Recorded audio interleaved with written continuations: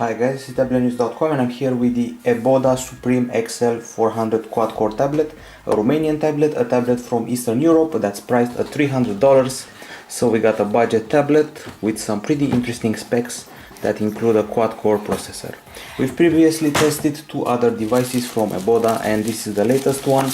It was launched at the end of April, so it's as fresh as it gets. Let's remove the front plastic cover. This is it, big edges, and once again price tag of $300, and its whole branding and launch event was about musketeers, and there are even some swords on the box. Inside we have a quad-core CPU and 1 GB of RAM, and in case you're wondering, this is a 10.1-inch display. Here we have the array of ports, and now let's start up the device and keep listing its specifications. If you're wondering about the identity of the processor inside, it's a quad-core ATM7029 1.2 GHz chipset, and the GPU is a Vivante GC1000 multi-core GPU. We have 1 GB of DDR3 RAM, 16 GB of storage, also a microSD card slot with support for up to 32 GB of storage, and this one is a 10.1-inch IPS display with a resolution of 1280 over 800 pixels. It supports multi-touch in 5 points, it has a G sensor, and up front we have a 0.3 megapixel camera, while at the back we have a 2 megapixel camera. As you can see, it's written right here, 2 megapixel camera.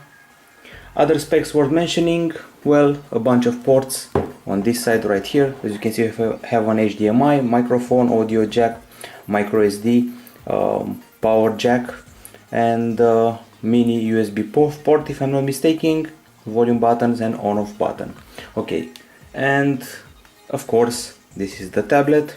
An interesting background that shows us the time, the date, and the battery percentage. Seems to work pretty smooth as far as flicking through menus is concerned, but my main concern right now is that this is a pretty heavy and bulky device. It feels heavy in the user's hand. After all, it measures 13 millimeters in thickness, one of the thickest tablets I've tested lately, and it weighs 670 grams, so bulky and heavy. Let's see what's inside the box, since this is an unboxing experience after all. Okay, so one good thing is that we have headphones, so it's a rare occurrence to see headphones on tablets these days. They look like cheap headphones, but let's see what their volume is. And then comes the charger with its proprietary port, so it doesn't charge via USB. This is the port with a special socket, and then comes the manual in black and white to save some color on that printer. Finally the warranty, and then you got the mini USB to USB cable, and that's about all you need to know about this tablet as far as accessory goes. The case is plasticky, especially at the back. You can really feel it through this texture. However, the design is very interesting. As you can see, it's slightly curved. In that way, all the main ports are on one side and all the buttons. They left nothing for the other sides, so absolutely nothing on no other side than this one. Even the buttons are here. There seem to be a lot of microphone ports in here. So here we have a microphone port, here a mystery port, here a reset hole. Plus we have speakers here, and a nice texture in this area. What else I can say? As I said, HDMI available on board, and let's see the OS of this tablet. Curious about that. So it's Android 4.1.1 Jelly Bean. We also have Wi-Fi on this tablet, obviously, and its battery is 6600 mAh unit. This one promises about 5 hours of maximum usage or 60 hours of standby. By the way, if I wasn't clear enough, the CPU is a quad-core Cortex A9 1.2 GHz unit, and this is a bulky and heavy tablet. I'm pretty curious to see what the camera interface is all about. So this is the camera UI with its options like white balance, scene modes, and the resolution that for some reason can go over 2 megapixels, so it can even reach 5 megapixels, although the camera is a 2 megapixel unit. That's pretty bizarre if you ask me. We also have video capture and panorama mode.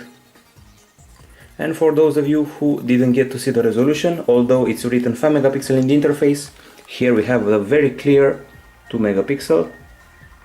So as you can see, 2 megapixels. So I'm going to figure this out, take some shots with the tablet maybe, and see if it's a 5 megapixel camera or a 2 megapixel one. My first impression, big bezels, bulky tablet, massive, but for $300 I may be able to forget the design and focus on the quad-core CPU and how well it's able to run applications. As you can see, there's a screenshot button at the bottom, just taking a screenshot. It appears in the gallery, and that's that. This was the unboxing of a tablet with a long name, the E-Boda Supreme XL400 quad-core, right here at Tablet-News.com. Review coming soon, and the mystery of the camera will probably be solved. This is it. Bye bye.